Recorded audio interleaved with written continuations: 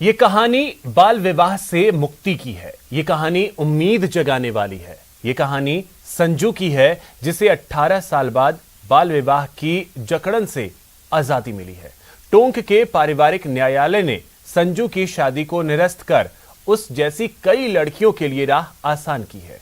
देखिए टोंक से दौलत पारीक की ये रिपोर्ट। बालिका वधू को मिला सारथी। सबसे ज्यादा सहयोग तो कीर्ति दीदी का और मेरी बड़ी वाली सिस्टर का और पापा का और मम्मी का। 18 साल बाद पिंजरे से आजाद, अब भरेगी भविष्य की उड़ान। आज मेरा ये बाल विवाह निरस्त हो चुका है। अब मैं आरएस बनना चाहती हूँ और अब मैं आगे पढ़ाई करूँगी। शादी तो बिल्कुल भी नहीं करूँगी। 18 साल बाद बाल विवाह की जकड़न से आजाद हुई ये है संजू। टोंक के एक छोटे से गांव रानोली की रहने वाली ये लड़की टोंक पारिवारिक न्यायालय के एक फैसले के कारण चर्चा में है। न्यायालय ने संजू के बाल विवाह को निरस्त करने का ऐतिहासिक फैसला सुनाते हुए ऐसी और भी लड़कियों की कुरीति से आजादी की राह खोल दी है। हम सभी के लिए आज खुशी की बात है कि आज टोंक जिले का पहला बाल विवाह निरस्त हुआ है। यानी कि बाल विवाह पहले बचपन में हो चुका है और आज टोंक डिस्ट्रिक्ट का पहला बाल विवाह होने के बाद लीगली कैंसिल हुआ है। जो बच्ची संजू है, जब वो 2 साल की थी तब उसका बाल विवाह हुआ था।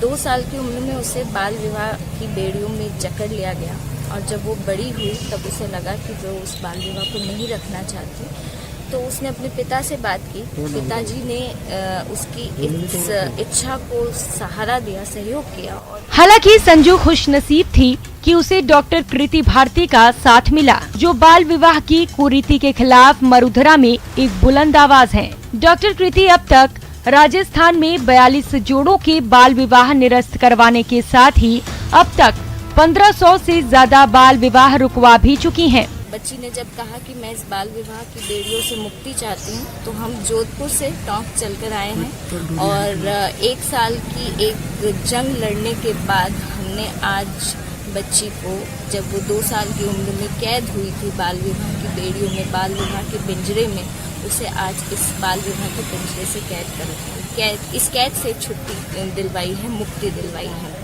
गुड्डी गुड़ियों से खेलने की उम्र में संजू का विवाह करा दिया गया था। 2003 में संजू की उम्र तब महज 2 साल की थी। टोंक में बाल विवाह निरस्त कराने का ये पहला मामला है, लेकिन ये जंग इतनी आसान नहीं थी। मम्मी पापा का तो पूरा सहयोग था, लेकिन बाकी थे ना जो परिवार वाले, उनका कोई किसी का भी सहयोग नहीं था। सब बोलते थे कि भेज दो, क्या है, क्या कर लेगी, पढ़ाई कौन सा पढ़ाई करके कौन सा जंग जीत जाएगी। बहरहाल बाल विवाह के पिंजरे से संजू को आजादी तो मिल गई, लेकिन मरुधरा में आज भी कई संजू बाल विवाह जैसे कुरीति का दंश झेलने को मजबूर हैं। दौलत पारीक, न्यूज़ 18 राजस्थान, टोंक।